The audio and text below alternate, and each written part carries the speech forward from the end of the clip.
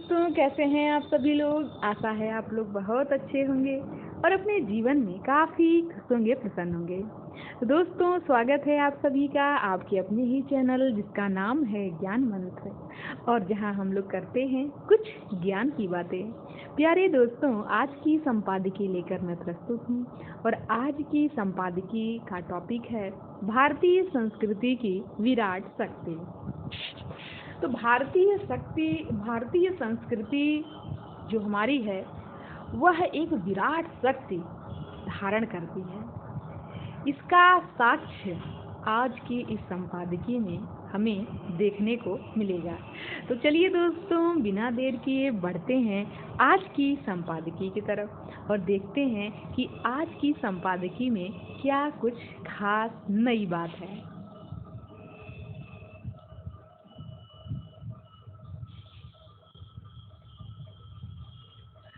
संप्रति भारत राष्ट्रीय जीवन के सभी क्षेत्रों में प्रगति कर रहा है। देश की अंतर्राष्ट्रीय प्रतिष्ठा बढ़ रही है, लेकिन यह कथित उदारवादियों की आंखों को चुभ रही है। वे सुनियोजित रणनीति के तहत भारतीय लोकतंत्र को बदनाम करते रहते हैं। आरोप लगाते हैं कि अल्पसंख्यकों को सामान्य नागरिक अधिकार भी उपलब्ध नहीं हैं, जबकि सच इसका उल्टा है। यहाँ अल्पसंख्यकों को बहुसंख्यक की तुलना में ज़्यादा अधिकार मिले हुए हैं। उन्हें संविधान में अल्पसंख्यक वर्गों के हितों के संरक्षण के अंतर्गत विशेषाधिकार प्राप्त हैं। उन्हें शिक्षण संस्थाओं की स्थापना एवं संचालन का भी अधिकार है। ऐसे अधिकार बहुसंख्यकों को नहीं हैं। लोक नियोजन के सभी अवसर अल्पसंख्यकों को उपलब्ध हैं। वे ग्राम पंचायत से लेकर राष्ट्रपति तक चुने जाते हैं। बावजूद इसके कथित उदारवादी अल्पसंख्यक उत्पीड़न के बहाने भारत पर हमलावर हैं। पूर्व अमेरिकी राष्ट्रपति ओबामा की भी इस मुद्दे पर हाल में नकारात्मक टिप्पणी आई।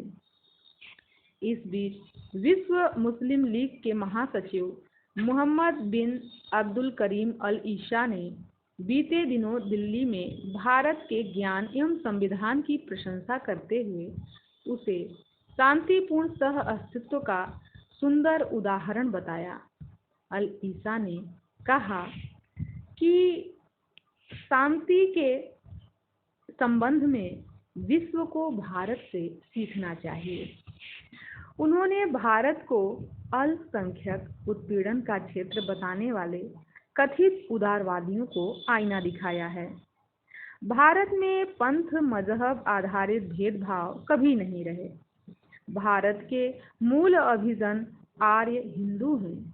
यहाँ विश्व के भिन्न भिन्न क्षेत्रों से जन समूह आते रहे हैं।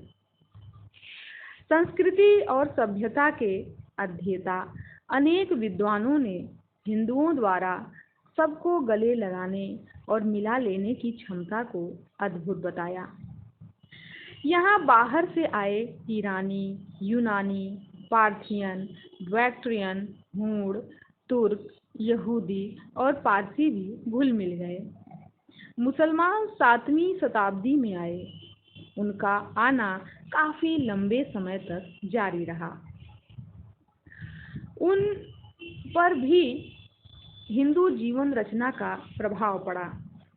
प्रसिद्ध इतिहासकार विंसेंट स्मिथ ने लिखा है कि विदेशी अपने पूर्वजों, शकों आदि की तरह हिंदू धर्म की आत्मसात करने की अद्भुत शक्ति के वश में हुए और उनमें तेजी से हिंदूपन घर कर आया।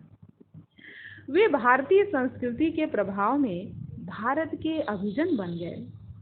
हालांकि पंडित जवाहरलाल नेहरू ने स्मिथ द्वारा प्रयुक्त हिंदू धर्म और हिंदूपन शब्द प्रयोग पर आपत्ति में कहा कि इन शब्दों के इस्तेमाल से एक खास मजहब का ख्याल आता है।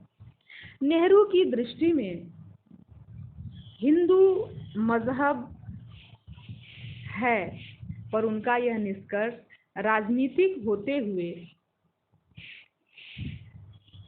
सत्य से परे है। वस्तुतः हिंदुत्व भारत के लोगों की जीवन शैली है, लेकिन नेहरू भारत के बाहर से आए लोगों के परस्पर मिल जाने की बात से इनकार नहीं करते। मैक्स मूलर अंतर्राष्ट्रीय ख्याति के विद्वान थे।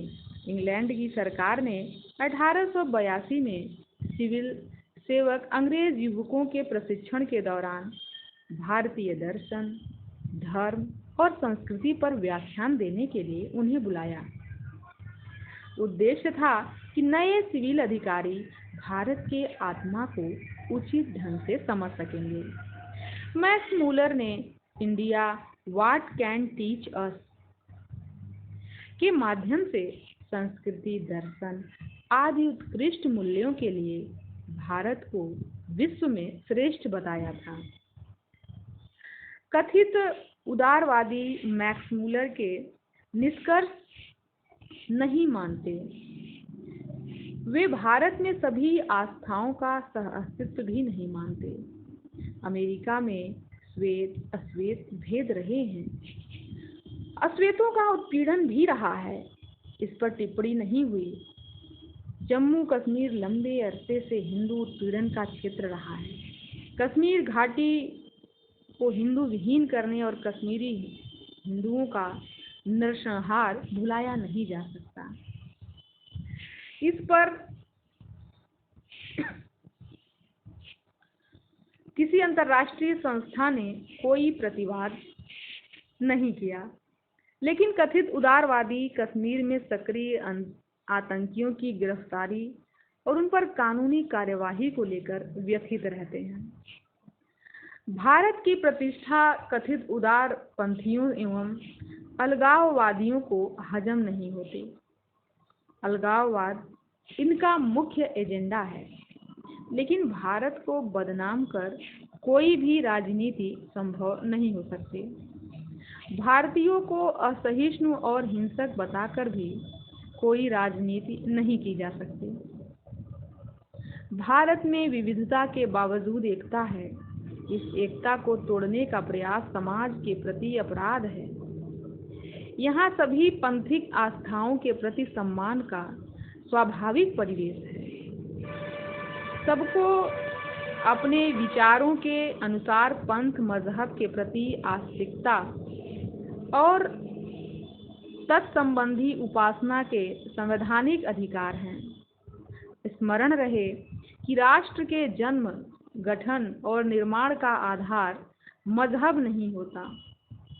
पाकिस्तान का जन्म और गठन मजहब के आधार पर हुआ, लेकिन पाकिस्तान अपने जन्म के 24 वर्ष बाद टूट गया। मजहब ही राष्ट्र गठन का आधार होता तो पाकिस्तान मजबूत राष्ट्र होता। अलगाववादी विचार को लेकर जिन्ना भारत तोड़ने में कामयाब रहे। यह इतिहास का त्रासद अध्याय और विघटनकारी राजनीति का प्रतिफल है। आखिरकार अपने ही समाज की निंदा और आलोचना का मूल लक्ष्य क्या है? विभाजनकारी राजनीति और राष्ट्र तोड़क बयानबाजी का उद्देश्य क्या है? मुस्लिम वर्ल्ड लीग के महासचिव अल ईसा ने प्रधानमंत्री नरेंद्र मोदी से भी भेंट की है। ये चित्र में हम लोग देख सकते हैं। यहाँ पर मुस्लिम वर्ल्ड लीग के महासचिव मोहम्मद बिन अब्दुल करीम अल ईसा प्रधानमंत्री जी से भेंट कर रहे हैं। उन्होंने उनकी प्रशंसा करते हुए कहा कि प्रधानमंत्री मोदी के साथ मानव केंद्रित विकास को आगे बढ़ाने के तरीके एवं विभिन्न सांस्कृतिक अनुयायियों के मध्य समझ और सद्भाव को बढ़ावा देने पर विमर्श हुआ। प्रधानमंत्री मोदी ने उग्रवाद और नफरत के सभी पहलुओं का सामना करने के लिए सहमति जताई।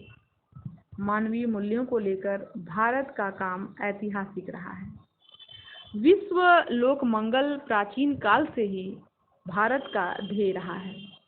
भारत ने कभी किसी दूसरे देश पर आक्रमण नहीं किया। अल ईसा ने ठीक ही कहा है कि शांति के लिए सारी दुनिया को भारत से सीखना चाहिए। भारत की सांस्कृतिक संपदा विराट है। मूलभूत प्रश्न है कि क्या शांति और विभिन्न विचारधाराओं के सह अस्तित्व के संबंध में लोग भारत से प्रेरित होंगे और सीखेंगे? बेशक सीखेंगे, लेकिन इसके पहले भारत के छद्म सेक्युलर और कथित उदारपंथी भारतीय संस्कृति का सत्य स्वीकार करें। भारत की प्रतिष्ठा का रथ चक्र तेज रफ्तार है, इसे रोका नहीं जा सकता। लेखक उत्तर प्रदेश विधानसभा के पूर्व अध्यक्ष, जिनका संपादकीय लेख अक्सर ही हम लोग पढ़ते हैं, हृदय नारायण दीक्षित जी। इनका आज का यह संपादकीय लेख काफ़ी अच्छा, ज्ञानवर्धक और भारतीय संस्कृति की विराट शक्ति को दर्शाते हुए आज का यह संपादकीय लेख काफ़ी अच्छा रहा। तो दोस्तों, आज की इस संपादकीय लेख को हम यहीं समाप्त करते हैं।